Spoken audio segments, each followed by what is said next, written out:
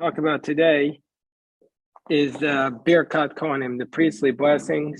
It's a very, very important part of our davening here at the yeshiva. We have adopted the practice in consultation with great Torah authorities to receive the Birkat Kohanim whenever there's a Kohen present, even during the week. And the traditional custom is that Ashkenazic Jewry doesn't recite the Birkat Kohanim on a daily basis, except on festivals outside the land of Israel. But many have suggested that is not the proper practice. And so therefore, a few years ago, Rabbi Sperber wrote me a psak, in response to my question, and he argued that we should really recite the Birkat Kohanim every day, even outside the land of Israel. And that's been our practice since we started the yeshiva. It is the practice of Sephardic Jews, even outside the land of Israel as well. So let us start with today's, so today I'd like to discuss the Birkat Kohanim. Discussing with the Birkat Kohanim, I'd like to first begin with the verses. And after we start with the verses, to look at the Rashi on that portion. And then after we look at the Rashi, I'd like to look at Rabbi Soloveitchik and the Dudai Ruvain, some of the Midrashim from the Torah Shlema, and also the Baal Turim. Hopefully we'll have time to look at all these things. But first, whenever we look at a passage, we always start with Rashi. So it's in Parshas Nassoh, chapter 6, verse 22 through 27.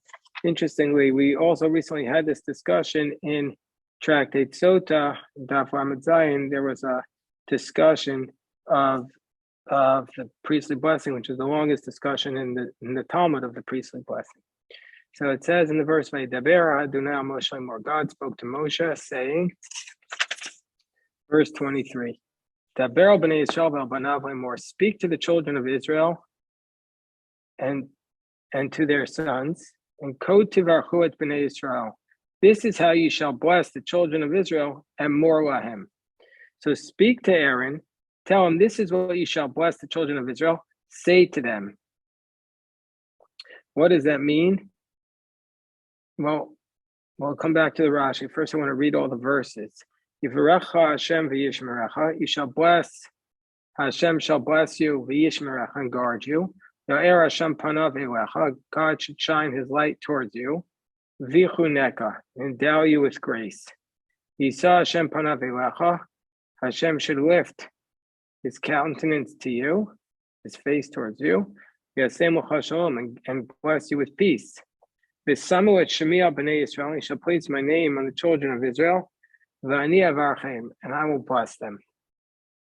Rashi says, let's go back to the Rashis. And more lahem. The words and more lahem are seemingly necessary, because we already said, thus you shall bless the children of Israel. So why does it have to say and more? So this is a very significant Rashi. It says and more.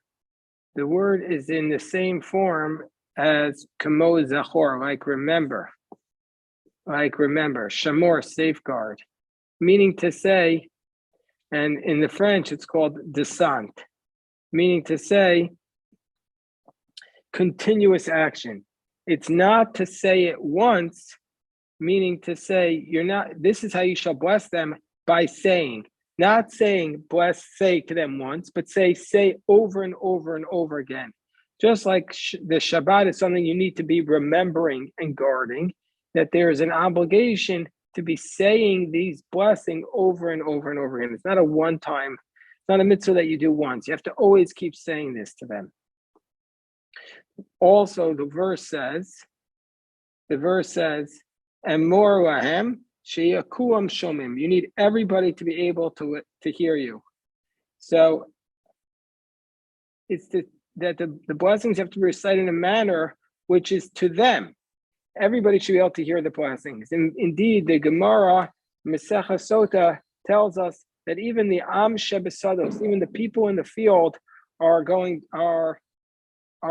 included within this blessing. And the Kohanim have to have even those people in the fields who can't get to the synagogue to hear the blessing, because they're stuck working in the fields, they're also included within this blessing. Rashi also says, and more, malay, the word is spelled full. That means it could have been written Aleph Mem Resh, but actually it's written Aleph Mem Vav Resh. And this tells us, Lo tivarcheim b'chipazon ubebehalus. Do not bless them in haste or in distraction. Ela b'kavana ubelev shalem. Bless them with intent and with a full heart.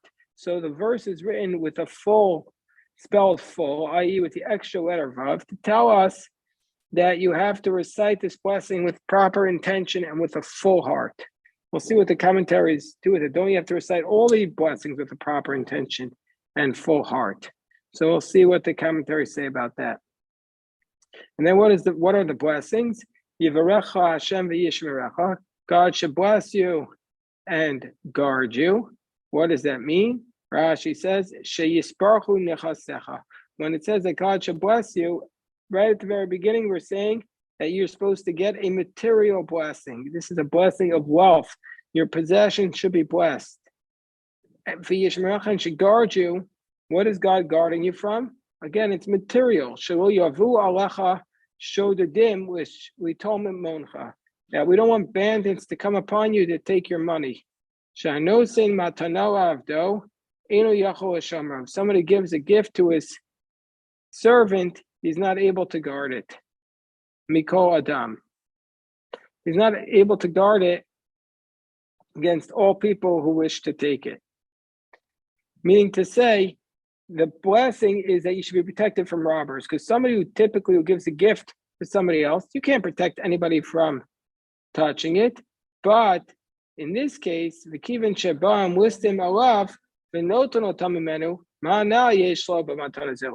And if the robbers come, you give a gift to somebody and it gets robbed, what benefit have you gotten? But God, HaKadosh Baruch Hu anosin hu hashomer. God gives us the gift of the property that God's given us, and God also guards it so that we don't lose it. And Rashi says there are many midrashim in the Sifri on this verse. Then the second blessing, Ya'er Hashem panav elecha v'chuneka. God shall shine his face upon you and bestow his grace upon you. What does that mean?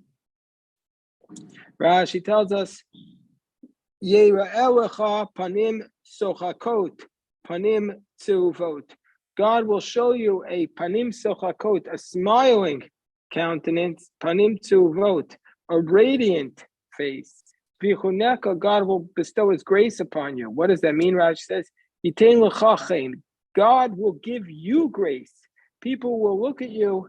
We're not saying that God should be gracious towards you. That's not what Rashi is saying. Rashi is saying that the people will look at you and think that you have been bestowed with grace, that grace is part of who you are. That's what Rashi says.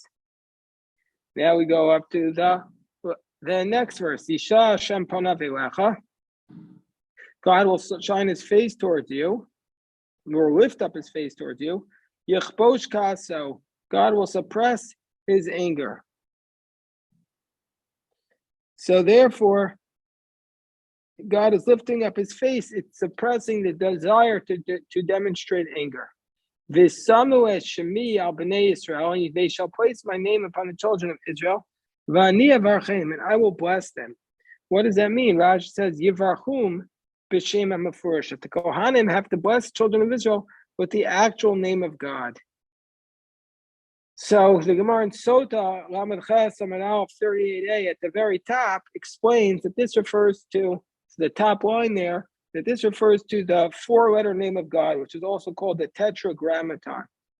In the Beis HaMikdash, the Kohanim would actually pronounce the name in the manner which is spelled. But outside the temple, they would not pronounce it in the manner which was spelled, but they would pronounce it the way we pronounce it today, which is Ado, and then Noi. But in the temple, they would actually say the way the letters appear. Don't ask me how that is pronounced, because I'm not aware. I don't have the secret. The Talmud says it was passed down from one generation to the next, but only to a select few, and I'm not one of those select few. So this is the Rashi on Vani Avarchem, the last Rashi, and I shall bless them. Yisrael v'askimim Kohanim. That God says that when the Kohanim bless them, I shall bless Israel, and I will agree with the Kohanim. Davar acher v'ani avarchem l'Kohanim. Alternatively, God is blessing not us, but God is blessing the Kohanim. And these are the Rashis. These are the Rashis on this priestly blessing, on the Birkas Kohanim. So let me just pause here, see if anybody has any questions about this.